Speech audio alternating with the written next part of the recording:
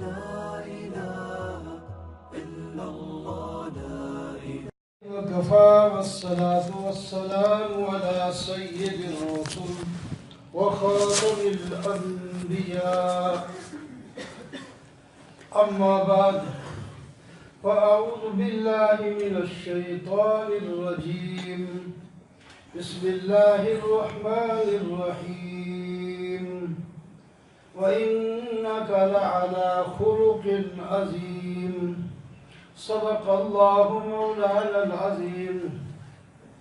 اللهم صل على سيدنا ومولانا محمد وعلى آل سيدنا ومولانا محمد وبارك وسلم. محترم و معزز سامعین، بزرگوں، دوستوں اور عزیزوں، حدیث پاک میں آتا ہے اللہ تعالیٰ کی طرف سے وحی آئی نبی کریم صلی اللہ علیہ وسلم کے پاس. اس میں 5 چیزوں کا ذکر ہے.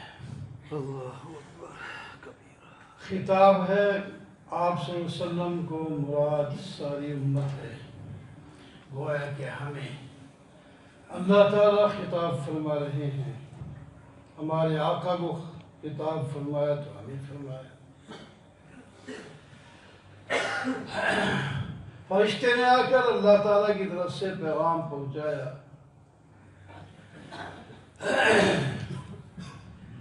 یا محمد صلی اللہ علیہ وسلم، عش ما شئت فإنک میت. اے محمد صلی اللہ علیہ وسلم، جتنی مرضی جی لے، آخر موت ہے. آخر موت ہے. یہ صرف آپ کے لیے نہیں خطاب، ہم سب کو خطاب ہے. کسی کی عمر بڑی ہے یا چھوٹی ہے؟ بڑی عمر والے بھی گزر گئے، چھوٹی عمر والے بھی گزر گئے، چھوٹے چھوٹے بچے بھی فوت ہو جاتے ہیں. سینکڑوں سال عمر والے بھی گزر گئے. ہماری امت میں بھی ایک بڑی عمر والے گزرے، حضرت سلمان فارسی رضی اللہ تعالیٰ عنہ، جس کی عمر 300 سال سے بھی زیادہ تھی. صحابی رسول ہیں. پہلے کئی دنوں سے گھوم کے آخر اللہ تعالیٰ نے سعادت نصیب فرمائی. مسلمان ہوئے، غلام بھی بنے، سارا کچھ ہوا. تو عشق جتنا آپ جینا چاہیں جی لیں. ویسے بھی ہر نبی کو ایک اعزاز ملتا ہے. وفات تو سب کی ہونی ہے، کوئی نبی بھی نہیں بچے گا، کوئی ولی بھی نہیں بچے گا، سب نے دنیا سے رخصت ہونا ہے. لیکن انبیاء کو ایک اعزاز ہوتا ہے. وہ یہ ہے کہ آ کر فرشتہ پوچھتا ہے آپ ابھی دنیا میں رہنا چاہتے ہیں یا آخرت میں جانا چاہتے ہیں. ایک عزت، ایک اکرام اللہ تعالیٰ کی طرف سے انبیاء کے لیے ہوتا ہے. تو حضرت موسیٰ علیہ السلام کے پاس جب فرشتہ آیا تو اس نے پوچھا پھر کتنا رہ سکتا ہوں؟ جتنا ہی مرضی ہے رہ لیں. آپ کسی بیل کے پشت پر ہاتھ پھیر لیں، جتنے بال آئیں گے آپ کے ہاتھ کے نیچے اتنی عمر آپ کو مل جائے گی. فرمایا لیکن پھر موت ہے، مرنا آپ نے بھی مرنا ہی. تو فرمایا آخر موت ہے تو پھر میں ابھی تیار ہوں. خوشی ہوگی، عزت مل گئی. مرنا تو اسی جو ٹائم لکھا ہے اسی میں ہی جانا ہے، لیکن ایک عزت ہو گئی، احترام ہو گیا، اکرام ہو گیا. اس طرح نبی علیہ السلام صاحب نبیوں سے پوچھا جاتا ہے. تو اس میں یہ آیت میں آ گیا عیش ما شئت فإنک میت کل نفس ذائقۃ الموت. قرآن میں یہ جملہ کم از کم 3 دفعہ آتا ہے. کل نفس ذائقۃ الموت. ہر نفس نے موت کا ذائقہ چکھنا ہے.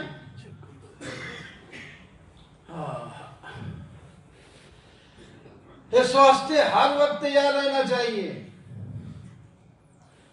ابھی جو اس ہفتے ہی وفات ہوئی ہیں 2 باہر رہنے والے لوگ، مال کمانے والے، عزت کمانے والے، سارا کچھ تھے، لیکن جب موت آئی تو پتہ ہی نہیں چلا.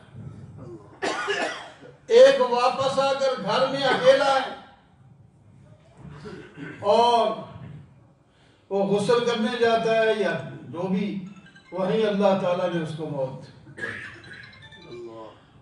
1 یا 2 دن کسی کو پتہ نہیں چلا کہ وہ وفات پا چکا ہے. بعد میں پچھلوں نے فون کیا کہ فون بند جا رہا ہے، کوئی پتہ نہیں چل رہا، پتہ کرو. پھر دروازہ توڑ کے اندر دیکھا گیا تو وہ لیٹرین میں وفات پا چکے.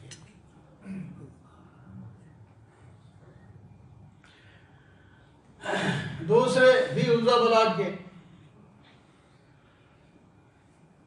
وہ بھی سنا بھی نوجوان بڑے نیک، ابھی بھائی ان کے ملے ہیں. اس دن بھی آئے تھے کہ اس کی وفات ہارٹ اٹیک ہو اچانک. نوجوان آدمی وفات ہو گئی. اب وہ عزیز و قارب بھی نہیں گئے، جو وہاں ہیں وہاں ہیں، اور یہاں کے وہ وہاں نہیں گئے، یہاں آنسو بہا کر رو کر دعا مانگ رہے. تو اس واسطے جب نبی علیہ السلام کو خطاب ہے عیش ما شئت فإنک میت، جتنا زندہ رہنا چاہتا ہے رہ لے، لیکن آخر موت ہے. یہ ہمیں اپنے نفس کو خطاب کرنا چاہیے کہ میں کیا کر رہا ہوں، میں کتنا زندہ رہوں گا، میں نے بھی تو مر ہی جانا ہے.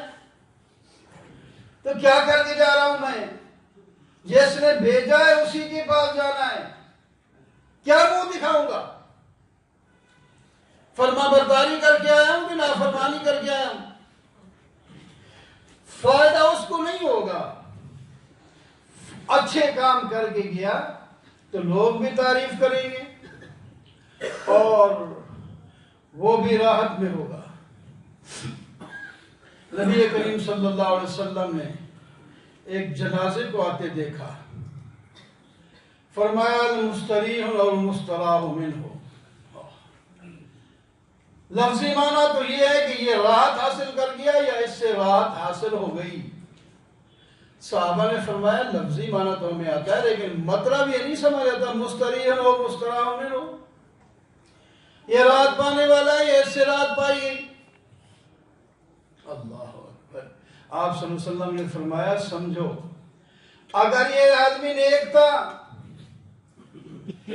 مومن تھا، فرما بردار تھا، تو دنیا کے رنج و غم سے راحت پا کے جنت میں چلا گیا. یہ ہے مستریح، راحت پا گیا، آگے جنت کے مزے لوٹے گا. دنیا خواہ کتنی بھی کسی کو مل جائے آرام، لیکن کوئی نہ کوئی غم ساتھ ضروری ہوتا ہے. آپ کسی سے پوچھ لیں جو بڑا ہی خوش نظر آتا ہو آپ کو، وہ کبھی خوشی کی باتیں کرے گا تو لال غم کی بات بھی سنائے گا کہ یہ تکلیف ہے مجھے، پریشانی بھی ہے مجھے. اور والمستراح منہ، فرمایا اگر یہ برا آدمی تھا، لوگوں کو ستاتا تھا، تو اس کی وجہ سے لوگ پریشان تھے اور مخلوق بھی پریشان تھی.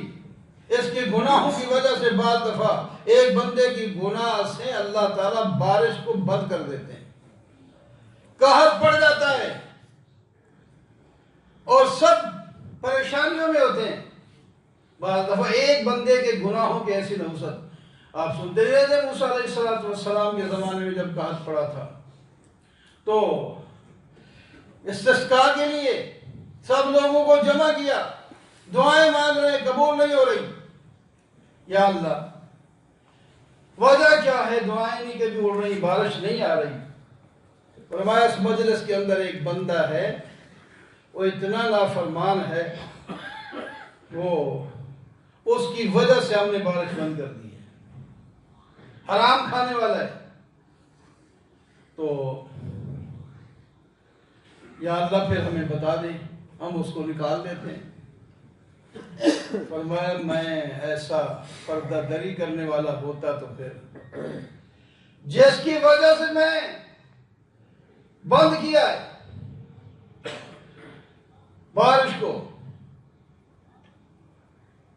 اس کی بے پردگی کر لوں. اب بڑا پریشان کیا کریں. کچھ دیر کے بعد بادل بن گیا، بارش برسنا شروع ہو گئی. یا اللہ بندہ تو اس مجلس سے گیا کوئی نہیں، آپ کہتے ہیں اس مجلس میں بندہ ہے جس کی وجہ سے یہ رک گئی ہے بارش، قحط پڑا ہوا ہے. تو بارش شروع ہو گئی، یہ ہمیں سمجھ نہیں آتی. فرمایا جس کی وجہ سے میں نے بارش بند کر دی تھی اسی کی وجہ سے میں نے بارش جاری کر دی. اس بندے نے ادھر ہی مجلس میں بیٹھے بیٹھے ایسی خالص توبہ کی ہے، یا اللہ آئندہ میں کبھی گناہ نہیں کروں گا، یہ جو جس میں مصروف ہوں آج سے میں توبہ کرتا ہوں، مجھے بے عزتی سے بھی بچا دے اور بارش عطا فرما دے. اس واسطے میں نے اس کی توبہ قبول کر کے اس کی دعا سے بارش میں نے جاری کر.